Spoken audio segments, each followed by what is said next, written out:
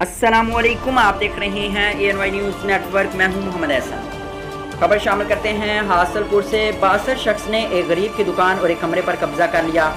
एक गरीब शख्स ने मीडिया से बात करते हुए कहा कि रिहान नामी शख्स ने दुकान और एक कमरा किराएदारी पर इस्टाम तहरीर करके हासिल किया, जिसकी मुद्दत 2 साल थी, जो कि मोरखा 15 अगस्त 2022 को मियाद किराएदारी ख़त्म हो चुकी थी।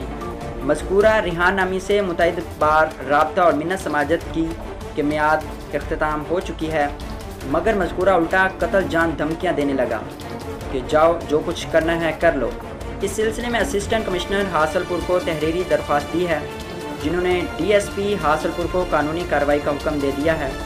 इस मजलूम की आला अफसरान पुलिस से इस्तदा है कि दुकान कमरा मज़कूरा रिहान से खाली करवा कर वापस मुझे दिलवाया जाए। मोहम्मद रिहान नामी शख्स को मैंने 2 साल के लिए किराए के लिए दुकान दी थी और जब 2 साल उसका एग्रीमेंट पूरा हो गया, अब मैं जब भी जाता हूँ वो धक्के दे के मुझे बाहर निकाल देता है। वो कहता है मैंने नहीं छोड़नी दुकान, जाओ जो कुछ होता है तुमसे कर लो।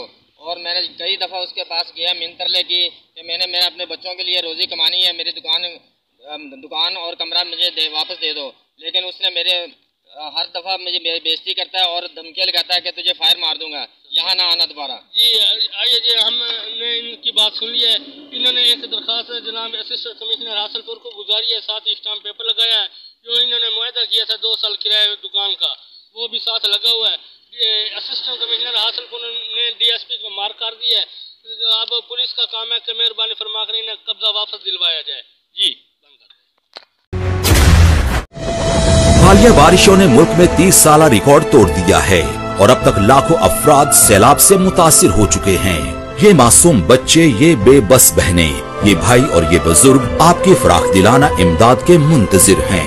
वजीर आजम पाकिस्तान मोहम्मद शहबाज शरीफ के सैलाब जदगान के लिए माली इमदाद की अपील। आप भी स्पेशल अकाउंट G12164 में दिल खोलकर इमदाद दें और अपने हमवतनों के जख्मों पर मरहम रखें। बैरून मुल्क मुकीम Pakistani wire transfer, money service bureau, money transfer operators और एक्सचेंज हाउसेस के जरिए अतियात भिजवा सकते हैं। अंदरूनी मुल्क कमर्शियल बैंकों में भी नकद अतियात जमा करवाए जा सकते हैं।